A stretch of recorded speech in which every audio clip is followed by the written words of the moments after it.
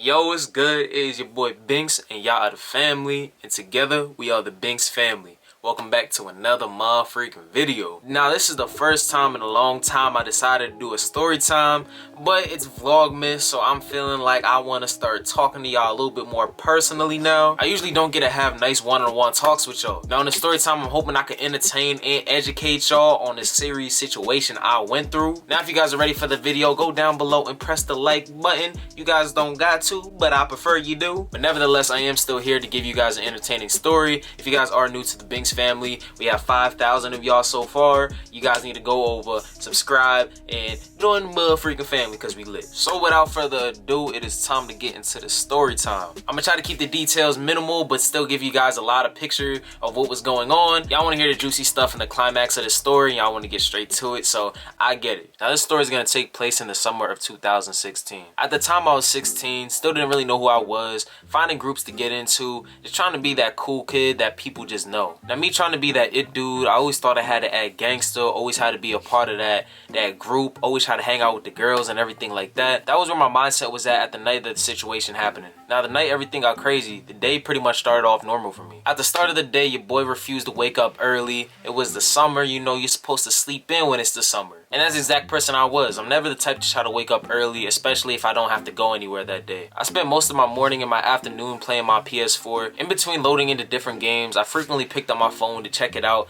try to see what was going on, try to see what my group chats were talking about. The group chat that always seemed popping up on my screen that day was the main group chat I was in, and that was titled Thought Milk. It was a group that I had pretty much with a lot of my high school friends. We like just to talk crazy, regular dude stuff. That was one of the first group chats I ever been in, so it was really lit. Always trying to see all these messages coming in from all the different people from my school, all the homies. That day, one of my homies in that group chat decided to send me a private message outside of what we were already talking about. The kid that messaged me out that group chat, his name was Rob. We chilled a lot of times before. We were in summer school together, everything like that. You know, he was a cool dude. He wanted to see if I wanted to hang out that night, you know, kick it, chill, you know, regular teenage stuff.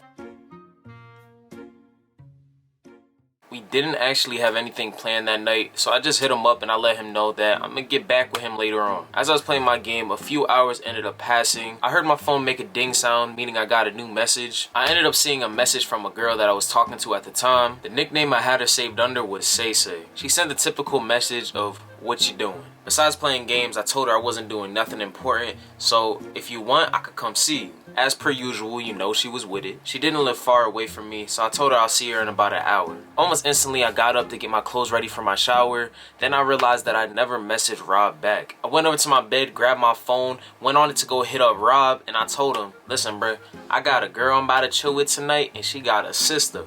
You trying to come with me?" He already knew that was an opportunity to get another girl on his lineup, so he already knew. He messaged back. He replied on the lines of, "Send me her address, I will meet you over there." So that's exactly what I did, and I'm glad that he came with me that night. The hour passes to 9 p.m. I just got out the shower and I'm getting dressed. I just threw on a white tee, some black pants, and some white shoes. You feel me? Just a casual Lincoln fit. Once I was about ready to go, I messaged Say Say telling her to make sure that her phone's on because I am on my way. As I'm getting ready to head out the door, I ended up catching a glimpse of myself in the mirror, and I realized my fit was kind of plain. I already told Say Say I was on my way, so I didn't have time to change my whole outfit. I went to go look for a hat or something, but couldn't find anything, and I ended up locking eyes on a purple bandana that I usually wear out. So naturally, I just grabbed it, tied it around my head, and walked out the door. It only took me about 20 minutes to message her telling her I was outside of her house. It didn't take long for her front door to open, so I just walked up on her porch, gave her a little hug, told her she smelled nice. Then we sat down on this little short wall that separates her porch from the neighbor's porch. After some time passed me talking to her, I worked my way in the conversation on asking if her sister was home. She just kind of looked at me with squinted eyes like,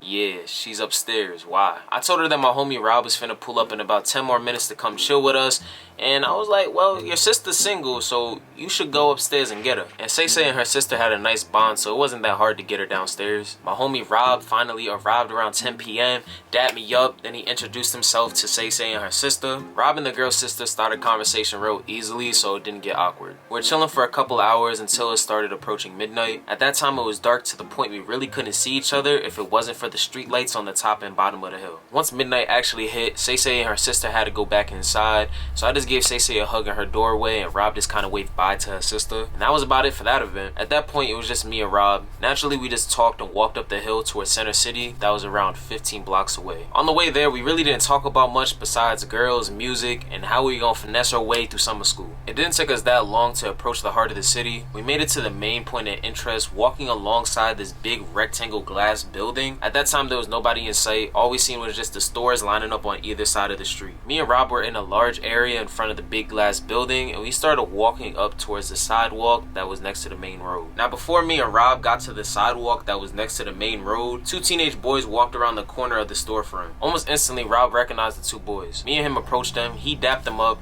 I just kept walking a few steps and then turned around to see what they had going on. No less than 2 to 3 minutes later, another person approached us from the area that me and Rob just came from. It was a black dude with short box braids. He looked no older than about 20 years old. He was rocking a hoodie with a blacked out outfit. I ended up watching him walk by Rob and the two other teens. He started walking towards me on my right side, but I made sure to lock eyes with him the whole time. As we were looking at each other, he just stopped walking. For a moment, I just looked at him and he looked at me. 16-year-old me already knew something was about to happen. I had no idea who dude was. We were just staring at each other. I seen at my peripheral view when Rob dapped up the two other teens and they walked away. Now it's just Rob, the dude, and me. The dude ended up opening his mouth and asked me a question. "Are you Grape Street Crip?" I paused for a second, but then I answered back, "Nah, I ain't Grape Street." He turned his full body towards me. He said, "You trying to be Grape Street?" I replied back to him that I'm not into all that. I ain't Grape Street, I'm just neutral. His voice changed from curious asking questions to low and aggressive. I also noticed he changed his stance to something like this.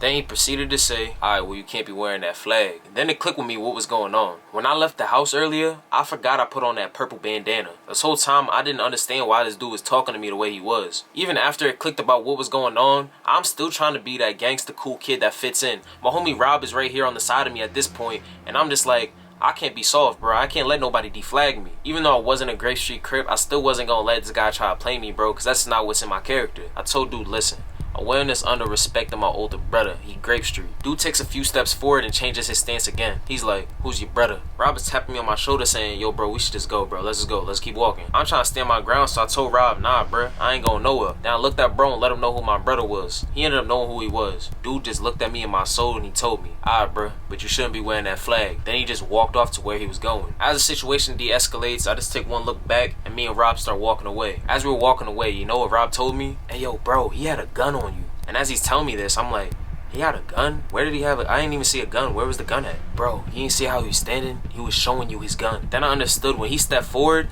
he lifted up his shirt like this. I thought he was trying to pull up his pants to get ready to fight. I didn't realize that he had a strap on him. If I decided to approach the dude or not tell him who my brother was, who knows how that situation could have turned out. 4 years later, I still got that flag tied up the same way I did it that day. Looking at this for all these years kept me away from the streets, bruh, and that's the truth. Rob told me that, bruh. I'm just like, dang, bruh. I really could have just lost my life right there. Both of us still made it back safe that night. Hey, man, that was a story time. I appreciate you guys for sticking through all the way to this point. If you enjoyed it, make sure you leave a like if you already didn't in the beginning of the video. And with my story, you guys can interpret it any way you want and what the life lesson is. All I gotta say is that this video been going on for a while. If you guys do want another story time, make sure you guys hit me up on my social media and ask for another one. Or you guys could request a certain story time. But that's gonna wrap it up for this video. I am hungry. I'm trying to go eat. So without further ado, Binx family, I'ma catch y'all in the next motherfreaking video.